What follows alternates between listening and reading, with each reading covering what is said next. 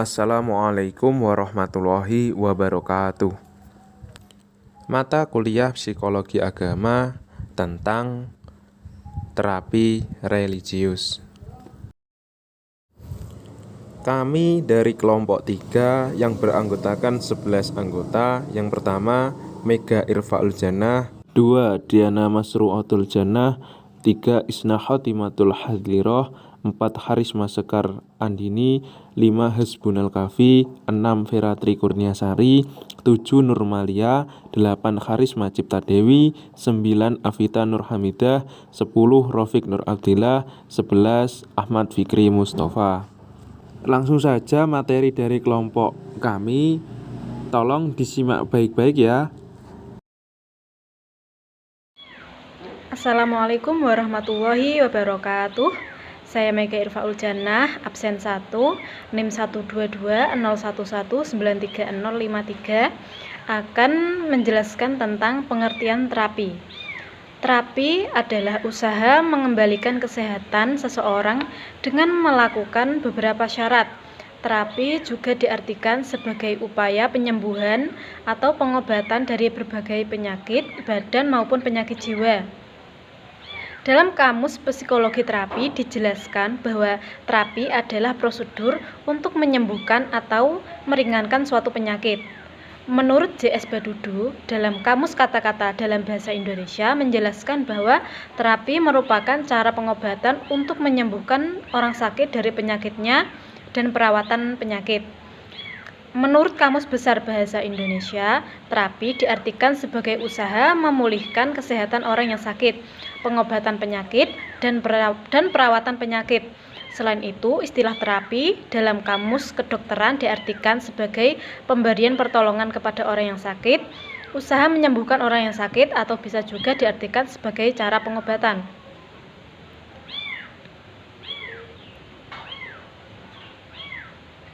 Dalam kamus istilah konseling dan psikoterapi disebutkan bahwa istilah terapi secara umum menunjukkan pada suatu proses korektif atau kuratif atau penyembuhan yang sangat lazim dipakai dalam medikal, kerap kali pula digunakan secara bertukar pakai dengan konseling dan psikoterapi. Sekian, wassalamualaikum warahmatullahi wabarakatuh. Assalamualaikum warahmatullahi wabarakatuh. Perkenalkan, nama saya Isna Khotimatul Hadlirah, nomor absen 21. Saya akan melanjutkan materi yang selanjutnya, yaitu tentang pengertian terapi religiusitas. Menurut Muhammad Sholihin yang mengutip pendapat Gerard Corey, menyimpulkan bahwa terapi juga dapat berupa upaya sistematis dan terencana dalam menanggulangi masalah-masalah yang dihadapi klien dengan tujuan mengembalikannya, memelihara, menjaga, dan mengembangkan kondisi klien agar akal dan hatinya berada dalam kondisi yang posisi yang proporsional.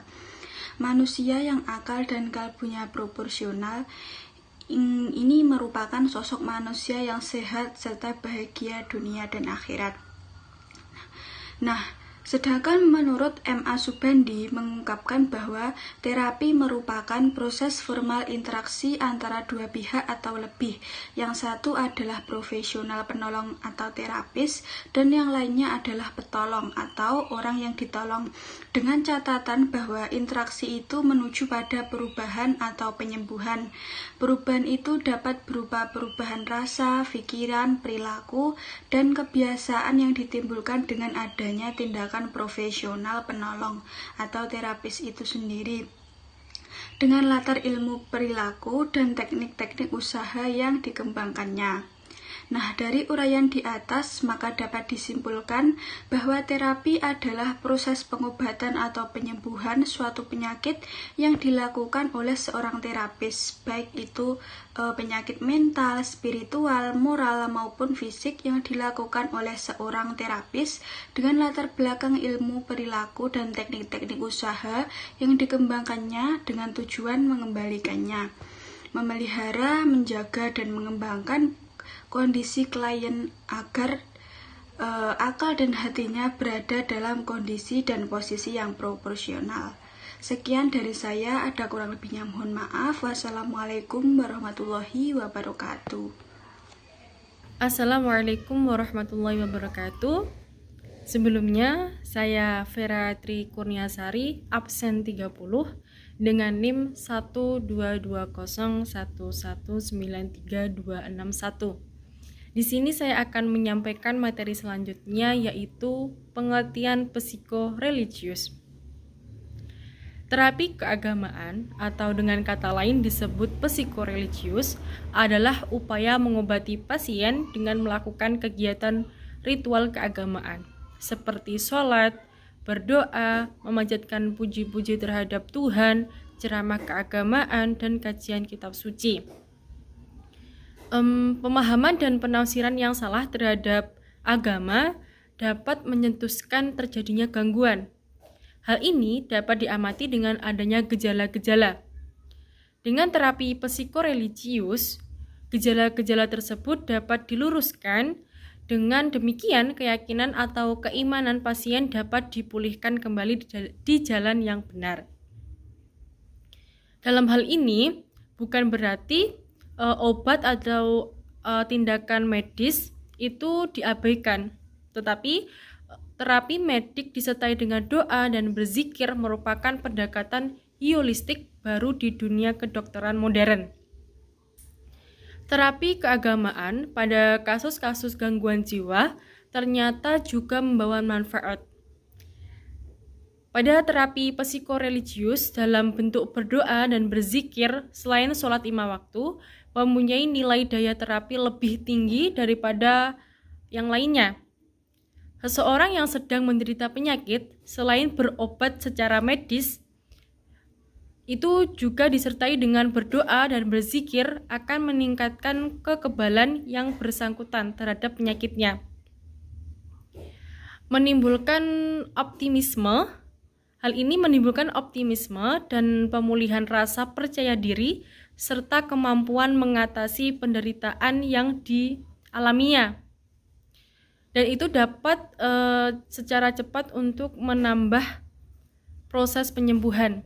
Dan apabila yang bersangkutan ditakdirkan meninggal, ia dalam keadaan beriman dan tenang kembali terhadap penciptanya. Dalam agama Islam terdapat beberapa ayat Al-Quran yang menunjukkan bahwa Tuhan memberikan penyakit kepada hambanya, maka Tuhan juga yang akan memberikan penyembuhnya. Sabda Nabi yang menyatakan Allah tidak menurunkan suatu penyakit, melainkan Dia juga menurunkan obat penyembuhnya.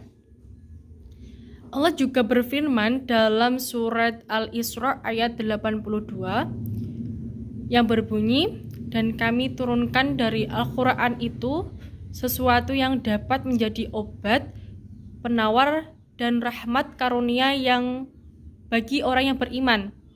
Dan bagi yang zalim, Al-Quran itu hanyalah menambah kerugian belaka.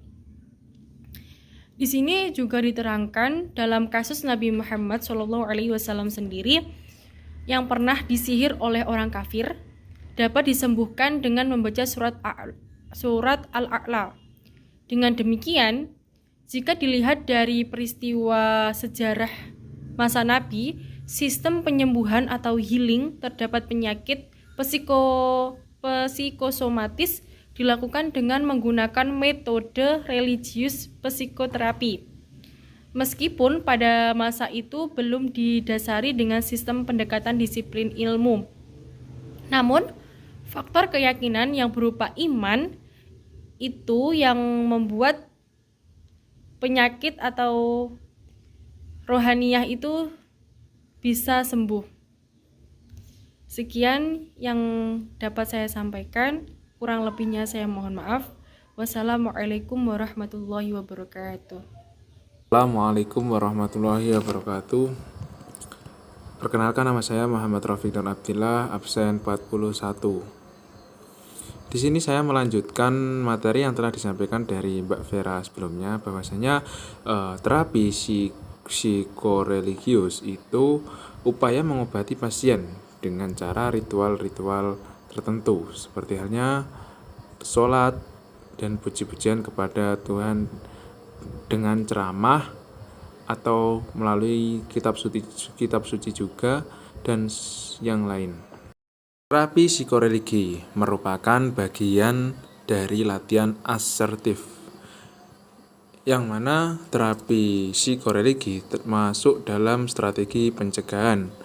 Strategi di sini atau terapi psikoreligi yang meliputi doa-doa, zikir atau sholat yang telah saya jelaskan tadi, kemudian ceramah, keagamaan dan yang lain. Di sisi lain dapat meningkatkan kekebalan dan daya tahan dalam menghadapi berbagai problem kehidupan yang menimbulkan stresor psikososial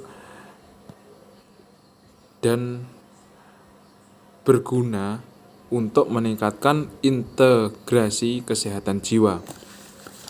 Dengan dilakukannya terapi psikoreligi di sini akan melakukan kontrol terhadap emosional yang mempengaruhi proses pikir serta ketegangan otot dalam manusia.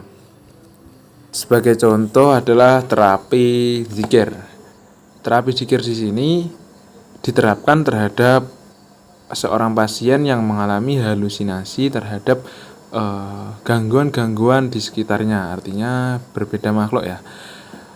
Kemudian pasien ini disuruh melakukan terapi zikir dengan memusatkan perhatiannya secara sempurna atau dengan kata lain secara khusyuk. Maka dampak yang ditimbulkan dari terapi zikir di sini itu adalah dapat lebih tenang. Gangguan-gangguan akan lebih hilang, sehingga dengan ketenangan hati tersebut pikiran pun juga akan menjadi lebih baik dengan melakukan terapi zikir tersebut. Mungkin itu saja yang dapat saya sampaikan. Ada kurang lebihnya mohon maaf. Wallahu muwaffiq ila aqwamit thoriq. Wassalamualaikum warahmatullahi wabarakatuh. Assalamualaikum warahmatullahi wabarakatuh. Nama saya Karisma Sekar Andini, absensi 27. Di sini saya akan menjelaskan mengenai unsur-unsur psikoreligius. Ada dua unsur yang terdapat dalam terapi psikoreligius adalah yaitu doa-doa. Dan yang kedua zikir. Untuk yang doa-doa, dalam dimensi psikoreligius, doa berarti permohonan penyembuhan kepada Tuhan Yang Maha Esa. Untuk yang kedua, zikir, yaitu mengingat Tuhan dengan segala kekuasaannya, mengucapkan baik secara lisan maupun dalam hati tentang segala kekuasaannya. Dari sudut ilmu kedokteran jiwa maupun keperawatan jiwa ataupun kesehatan jiwa, doa dan zikir atau psikoreligius terapi merupakan terapi psikiatrik setingkat lebih tinggi daripada psikoterapi biasa. Terapi psikoreligius dibutuhkan karena mengandung unsur kerohanian yang membangkitkan rasa percaya diri dan optimisme terhadap penyembuhan suatu penyakit di samping obat-obatan dan tindakan medis yang diberikan. Menurut kajian Howard Kleinel yang dikutip Dadang Hawari menyatakan bahwa pada dasarnya manusia memiliki 10 kebutuhan religius, yaitu yang pertama, kepercayaan dasar atau basic trust. Yang kedua, makna hidup secara vertikal dan horizontal. Dan yang ketiga, komitmen peribadatan ritual dan hubungannya dengan keseharian. Selanjutnya, kebutuhan pengisian keimanan dan kontinuitas hubungan dengan Tuhan. Yang kelima, bebas dari rasa salah dan dosa. Dan yang keenam, self-acceptance and self-esteem. Dan yang ketujuh, rasa aman, terjamin, dan keselamatan masa depan. Yang kedelapan, tercapainya derajat dan martabat yang semakin tinggi, serta integritas pribadi. Yang kesembilan, terpeliharanya interaksi dengan alam. Dan yang terakhir, hidup dalam masyarakat yang religius. Itulah pemaparan materi mengenai unsur-unsur psikoreligius. Terima kasih. Wassalamualaikum warahmatullahi wabarakatuh.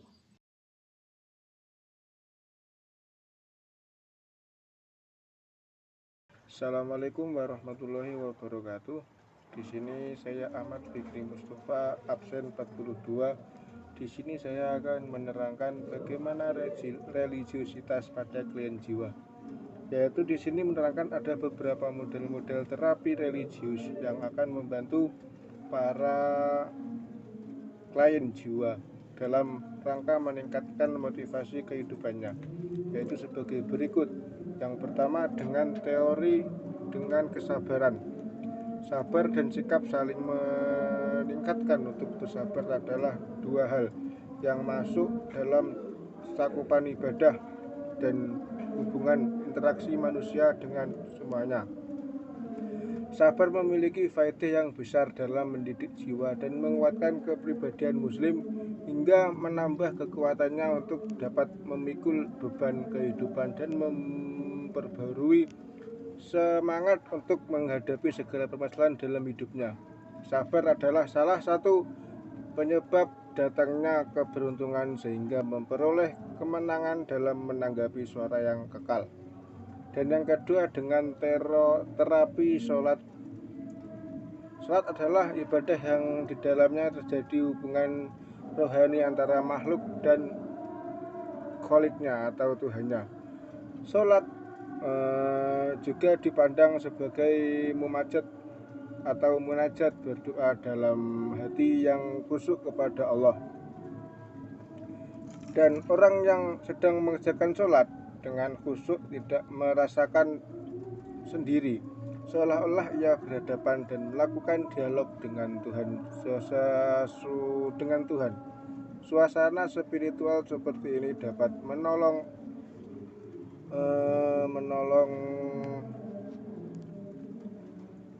manusia untuk mengungkapkan segala perasaan dan berbagai permasalahan yang dihadapinya. Yang ketiga, dengan cara terapi zikir. Zikir atau mengingat Allah adalah sebaik-baiknya ibadah. Semua ibadah pada hakikatnya adalah satu usaha untuk mengingat Allah. Baik dengan takbir, tahlil, tahmid ataupun dengan usaha mengingat Allah dengan rasa syukur. Zikir kepada Allah ini.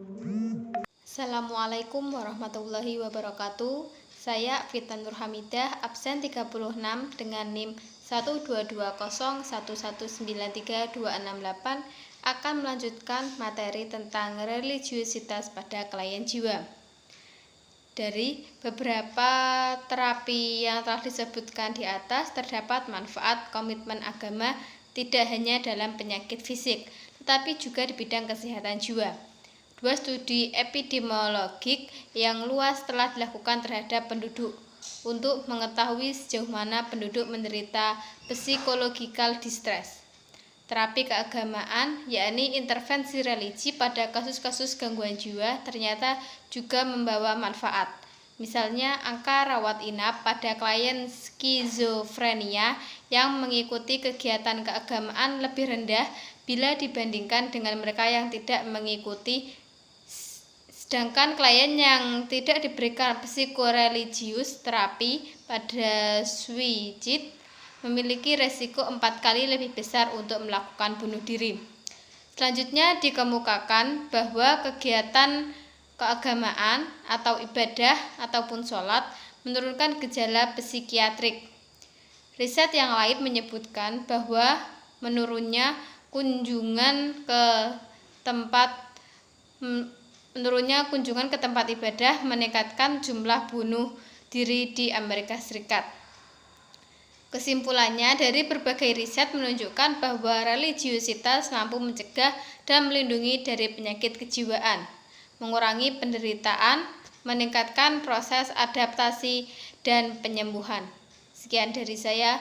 Wassalamualaikum warahmatullahi wabarakatuh. Assalamualaikum warahmatullahi wabarakatuh. Selanjutnya yaitu pengertian mengenai religiositas. Religiositas ini yaitu dari kelompok kami ada dua pembagian. Yang pertama yaitu asal usul secara bahasa, dan yang kedua yaitu pengertian menurut para ahli. Asal usul bahasa, religiusitas ini berasal dari kata religi yang berasal dari bahasa Belanda, dan religion yang berasal dari bahasa Inggris. Nah, dua kalimat yang dibawa oleh negara Belanda dan Inggris ini itu dibawa ke Indonesia waktu zaman penjajahan, yang mana guna juga untuk mengajarkan atau memperkenalkan agama Kristen dan Katolik. Nah, dalam bahasa Latin itu berasal dari kata religare atau religere, yang berarti berhati-hati atau mengikat, yang mana religi ini adalah sebuah suatu aturan pada diri seseorang yang digunakan agar tidak keluar dari norma-norma dan aturan. Dan religion ini yaitu seseorang, bisa diartikan seseorang yang mempercayai adanya kekuatan gaib yang suci. Nah, religi yaitu keyakinan yang mengandung nilai-nilai atau norma-norma hidup yang terus dijaga. Jadi religi ini selain daripada aturan-aturan, itu terdapat nilai-nilai atau norma-norma yang dijaga dan terus-menerus agar apa? Agar seseorang ketika sudah mengetahui pengertian religion atau sudah memeluk agama, itu ketika dalam kehidupan sehari-hari tidak keluar dari norma-norma yang tercantumkan atau yang diatur dalam agama tersebut. Nah, dalam bahasa Sanskerta, agama itu berasal dari kata a dan gama, yang mana a itu berarti tidak dan gama yaitu berarti kacau. Jadi bisa disimpulkan agama itu secara bahasa itu artinya tertib. Secara definisi, agama yaitu sebuah peraturan agar menjaga seseorang untuk tidak menyimpang atau agar tetap di jalan yang benar. Jadi bisa disimpulkan bahwa religiusitas ini adalah sebuah keyakinan pada seseorang, yang mana seseorang tersebut sudah mengabdikan, sudah menyerahkan kepada agama tertentu, yang mana orang tersebut dituntut atau mengaplikasikan aturan-aturan yang ada di agama. Jadi seperti itu. Nah, untuk pengertian religiusitas menurut para ahli akan dijelaskan oleh teman saya. Terima kasih. Assalamualaikum warahmatullahi wabarakatuh. Assalamualaikum warahmatullahi wabarakatuh. Saya Diana Masruatul Jannah, absen 14, NIM 1222011193076. Di sini saya akan melanjutkan penjelasan dari Mas Kafi. Menurut para ahli, religiusitas adalah, menurut Ghazalba dalam Mufrad 2012, religiusitas berasal dari kata religi dalam bahasa Latin religio, yang akar katanya adalah religiur, yang berarti mengikat. Ancok dan Suroso 2001 mendefinisikan religiusitas sebagai keberagaman yang berarti meliputi berbagai macam sisi atau dimensi yang bukan hanya terjadi ketika seseorang melakukan perilaku ritual beribadah, tetapi juga melakukan aktivitas lain yang didorong oleh kekuatan supranatural. Clark dan Stark dalam Jalaluddin 2004 mengatakan bahwa religiusitas adalah keseluruhan dari fungsi jiwa individu, mencakup keyakinan, perasaan, dan perilaku yang diarahkan secara sadar dan sungguh-sungguh pada ajaran agamanya, dengan mengerjakan 5 dimensi keagamaan yang di dalamnya mencakup tata cara ibadah wajib maupun sunat, serta pengalaman dan pengetahuan agama dalam diri individu. Fezer 1999 juga mendefinisikan religiusitas adalah sesuatu yang lebih menitik beratkan pada masalah perilaku sosial dan merupakan sebuah doktrin dari setiap agama atau golongan. Doktrin yang dimiliki oleh setiap agama wajib diikuti oleh setiap pengikutnya. Berdasarkan penjelasan yang telah diuraikan, dapat disimpulkan bahwa religiusitas adalah hubungan yang mengikat antara manusia dengan Allah Subhanahu wa Ta'ala, yang membuat manusia memiliki ketergantungan yang mutlak atas semua kebutuhan hidupnya, baik kebutuhan jasmani ataupun rohani, yang mana hal tersebut diimplementasikan dengan mengarahkan hati, pikiran, dan perasaan untuk senantiasa menjalankan ajaran agama. Assalamualaikum warahmatullahi wabarakatuh. Saya Nurmalia absen 32 dengan NIM 122011939263. Di sini saya akan menjelaskan mengenai terapi psikoreligius.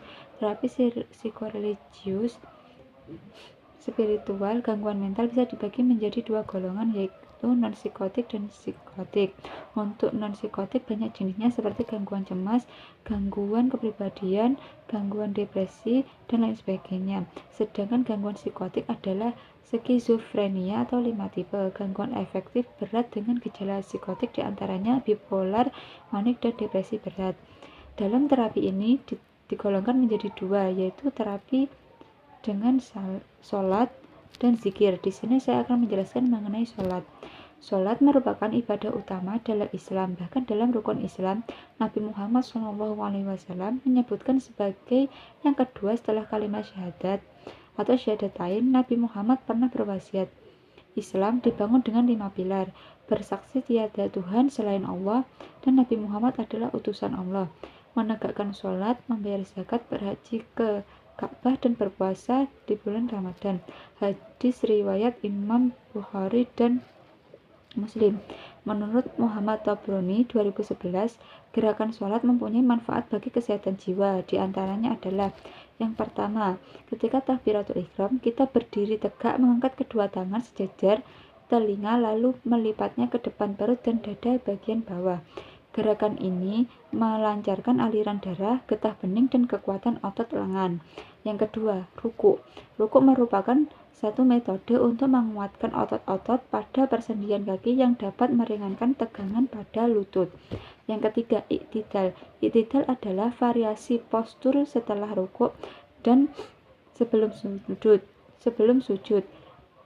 Kala kita melakukan gerakan berdiri, bungkuk, lalu berdiri, sujud merupakan latihan pencernaan yang baik. Yang keempat, yaitu sujud.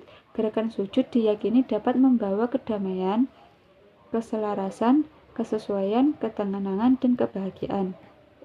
Duduk iftirash. Gerakan ini dapat menjadi pijat refleksi terhadap syaraf-syaraf kaki dan memperlancar peredaran darah hingga ke saraf kepala. Dan yang terakhir, salam. Gerakan di atas semakin lengkap jika diakhiri dengan salam, yakni dengan cara memutar kepala ke kanan dan ke kiri. Memutar kepala ke kanan dan ke kiri diyakini menjadi proses relaksi mujarab untuk semakin meregangkan ketegangan otot di sekitar leher sehingga aliran. Baik, saya akan menjelaskan lagi mengenai zikir. Zikir dan bacaan dalam sholat membuat hati seseorang menjadi lebih tenang. Keadaan tenang dan rileks membuat kerja sistem saraf dan endokrin. Pada orang stres dan tegang, korteks adrenal akan terangsang untuk mensekresi kortisol secara berlebihan, sehingga menjadi peningkatan metabolisme tubuh secara mendadak. Apabila hal ini berlangsung lama, maka akan menurunkan sistem imunitas tubuh. Dengan bacaan doa dan zikir, orang akan menyerahkan segala permasalahan kepada Allah sehingga beban stres yang dihampirinya mengalami penurunan. Sekian, wassalamualaikum warahmatullahi wabarakatuh. Assalamualaikum warahmatullahi wabarakatuh. Perkenalkan, saya Karisma Cipta Dewi, absen 35, NIM 12201193266. Saya sebagai pemateri yang terakhir, yaitu tentang penerapan psikoreligius di rumah sakit jiwa pada poin yang kedua, yaitu terapi murotal Al-Quran. Nah, lantunan ayat Al-Quran merupakan bagian dari suara manusia yang merupakan instrumen penyembuh yang sangat menakjubkan. Dengan kita mendengar murotal Al-Quran, pasti akan membuat hati pikiran kita merasa tenang. Nah, penerapan murotal Al-Quran ini tidak hanya berlaku di rumah sakit jiwa saja.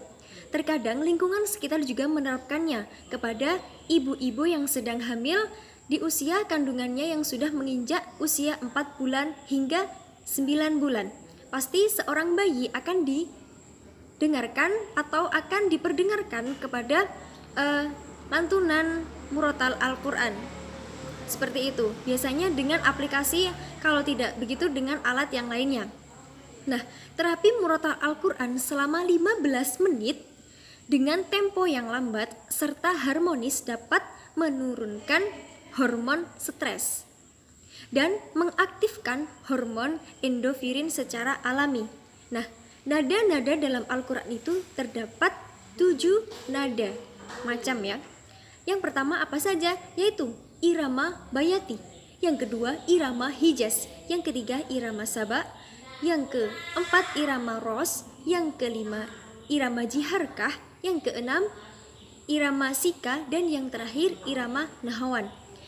Nah, untuk mendengarkan sebuah murotal ini tadi akan terdapat beberapa manfaat di dalamnya, yaitu yang pertama menurunkan kecemasan, yang kedua membuat diri menjadi lebih tenang, yang ketiga menurunkan perilaku kekerasan, dan yang terakhir mengurangi nyeri serta efektif dalam pengembangan kognitif.